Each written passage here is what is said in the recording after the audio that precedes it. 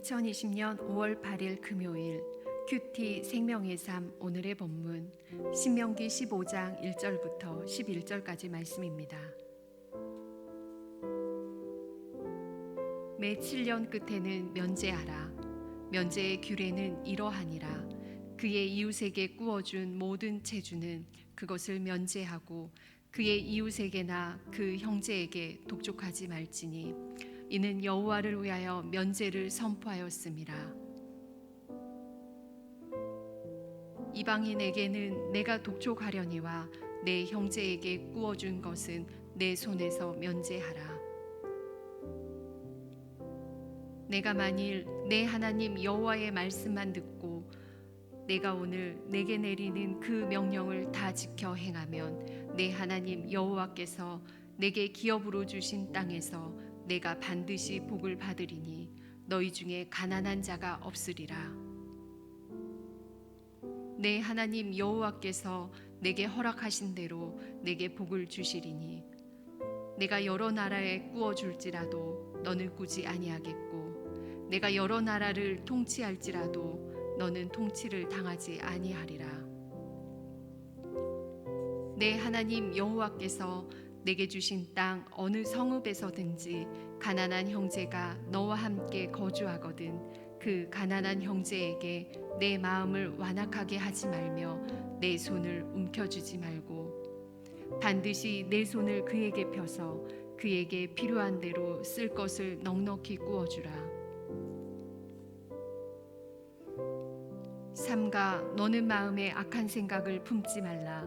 곧 이르기를 일곱째 해 면제년이 가까이 왔다 하고 내 궁핍한 형제를 악한 눈으로 바라보며 아무것도 주지 아니하면 그가 너를 여호와께 호소하리니 그것이 내게 죄가 되리라. 너는 반드시 그에게 줄 것이요 줄 때에는 아끼는 마음을 품지 말 것이니라. 이로 말미암아 내 하나님 여호와께서 내가 하는 모든 일과 내 손이 닿는 모든 일에 내게 복을 주시리라. 땅에는 언제든지 가난한 자가 그치지 아니하겠으므로 내가 내게 명령하여 이르노니 너는 반드시 내 땅 안에 내 형제 중 곤란한 자와 궁핍한 자에게 내 손을 펼지니라. 아멘.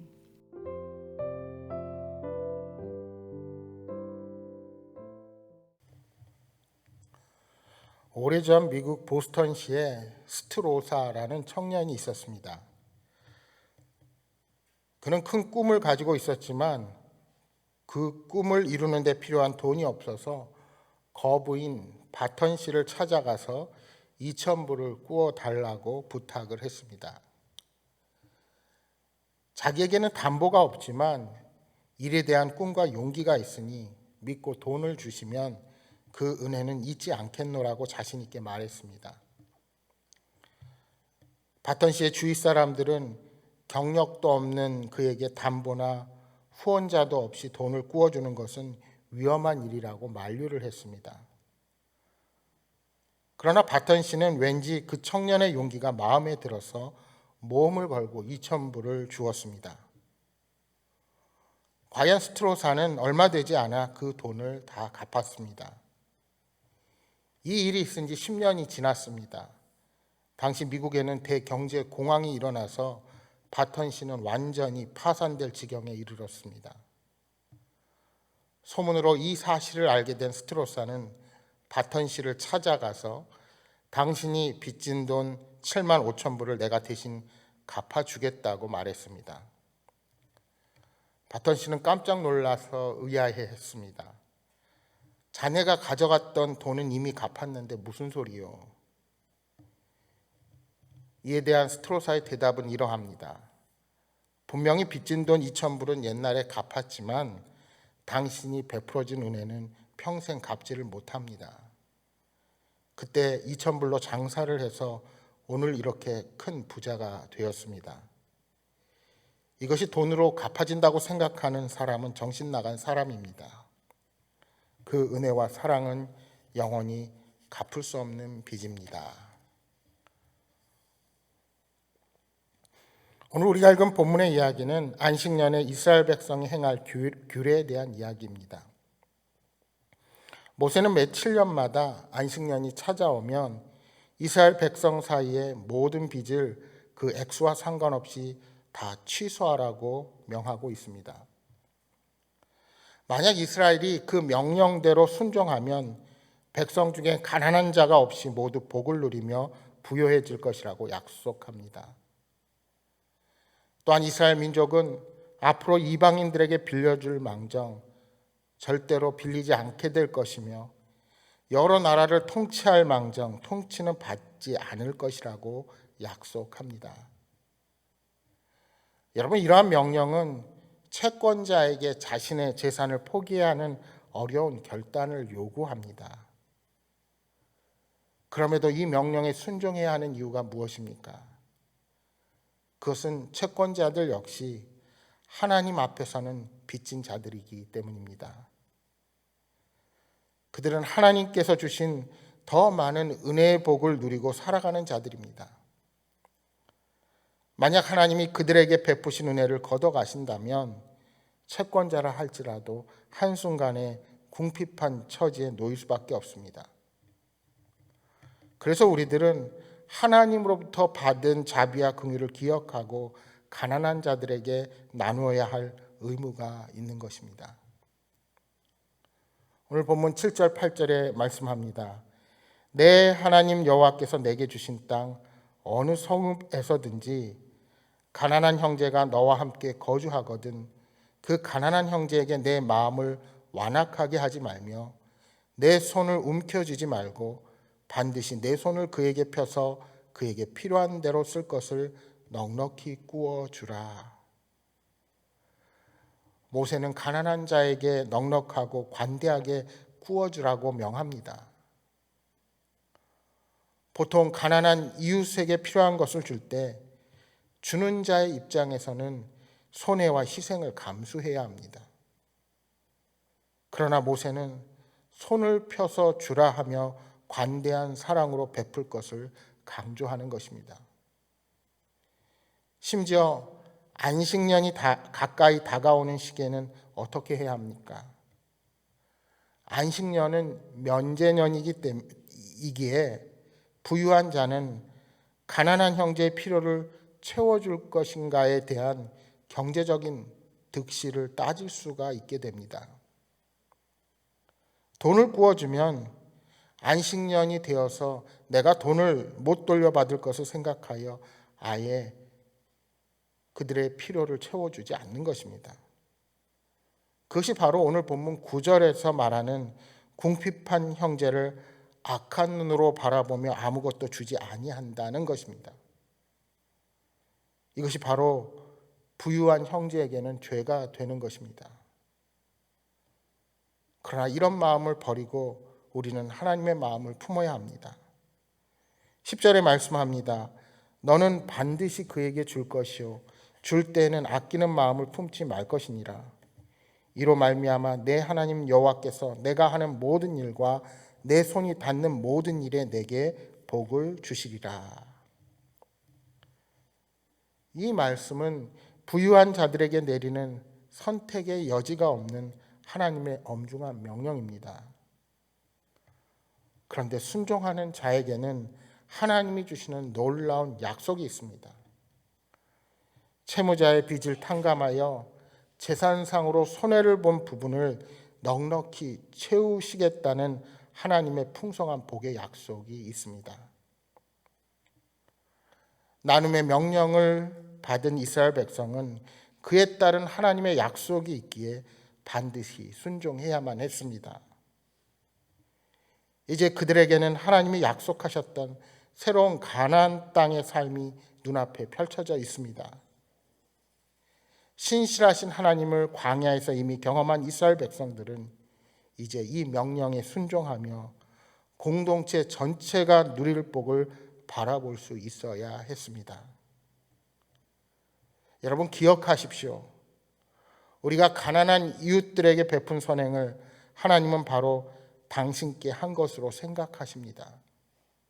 왜냐하면 하나님은 가난한 자들의 아버지이시기 때문입니다.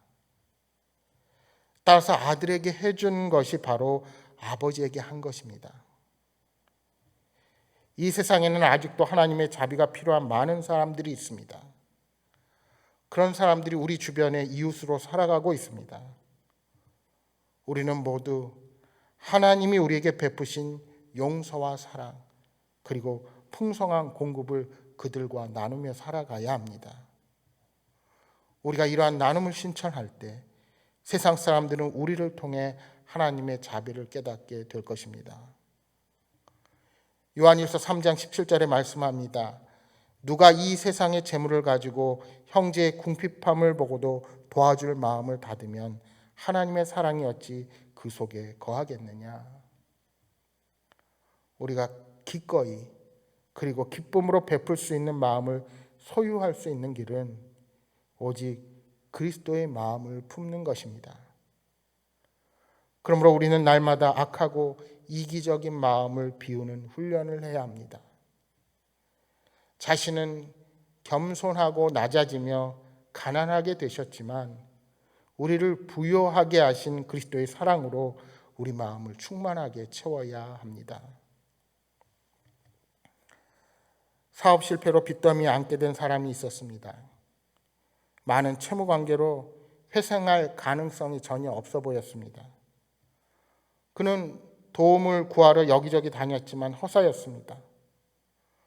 점점 자신감을 잃어갔고 밤이면 불면증으로 낮이면 채권자를 피하느라 마음고생이 심했습니다. 그러다가 그는 며칠 전 배달된 편지 한 통을 발견했습니다. 사랑하는 친구, 자네는 기억을 못하겠지. 나는 자네와 같은 고향에 살던 친구 K인데 우연히 자네 소식을 듣게 되었네. 요즘 마음고생이 많겠구먼. 내가 자네의 능력을 한번 사고 싶네. 자네를 믿고 투자하고 싶은데 나에게 꼭 연락을 주기 바라네. 지금까지 자네를 지켜본 친구 K로부터. 그는 친구를 기억해내려고 과거를 더듬어 보았습니다. K는 어린 시절 한 지붕 아래 살던 친구였습니다. 여러분, 세상이 우리를 속이고 버리더라도 우리는 여전히 우리를 지켜보시는 분 하나님이 계심을 믿습니다. 하나님은 그 뜻대로 살아가는 믿음의 사람들에게 투자하기를 원하시고 변함없는 신뢰를 보여주시는 분이십니다. 사랑하는 여러분, 세상은 사람을 돈으로 보거나 돈보다 더 못하게 보고 도구처럼 여기기도 합니다. 그러나 하나님은 우리와 그러한 비인격적인 관계를 원하시는 분이 결코 아니십니다. 물질보다 사람을, 돈보다 생명을 더 소중하게 여기는 분이 우리 하나님이심을 기억하십시오. 그 주님께서 내게 주어진 재물이 아니라 사람을 소중히 여기며 사랑을 나누는 자에게 더 많은 것을 맡겨주시겠다고 약속하십니다. 오늘 하루도 생명을 소중히 여기시는 하나님의 관점으로 이 땅을 살아가시는 복된 인생이 되시기를 주님의 이름으로 축복합니다. 우리 주신 말씀 생각하며 기도하겠습니다. 주님, 내게 주어진 모든 것이 주님께서 잠시 맡겨준 것이라는 사실을 잊지 않고 살아가게 하여 주옵소서. 주님, 어떠한 일을 결정할 때 돈보다 생명을 소중히 여기는 삶을 살아가게 하여 주옵소서 하고 기도하시기 바랍니다. 오늘 하루도 하나님이 주시는 힘으로 어디에 서 있든지 늘 승리할 수 있도록 성령 하나님 오늘도 동행하여 주옵소서 하고 기도하시기 바랍니다. 또한 여러분 가져오신 간절한 기도 제목 놓고 기도하시다가 돌아가시기 바랍니다. 함께 기도하겠습니다.